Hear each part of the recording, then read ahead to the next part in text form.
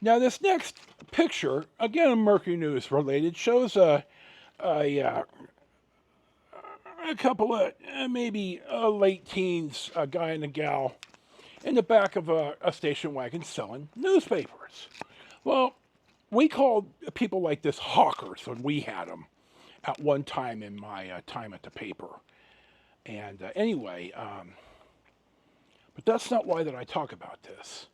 When Barry Bonds was right going to break the single season home run record, um, or Aaron's record.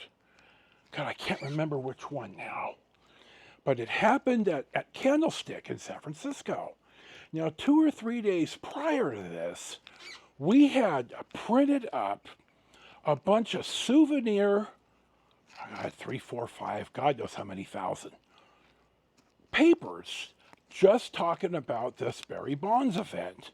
Now we didn't get really specific in the content of the product because we're printing it in advance.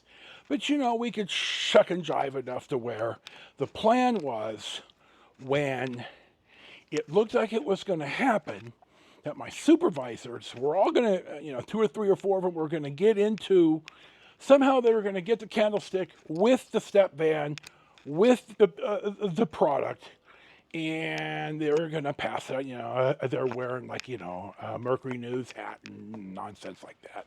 Well, this step van was backed into the dock. This is the old dock, and it was locked. I didn't even have the keys. And Phil told me, you tell everybody, including you, if anybody steals a paper out of this step van, they're going to be fired. We're going to fire them for theft. And I think they told the union this too, like, we're going to take this to the mat. So I told everybody, guys, you don't want to do this. I wasn't risking my job for this shit. Well, apparently somebody managed to get it and take one or something. And I don't know if they ever found out who did it. I think it was like the Christmas tree.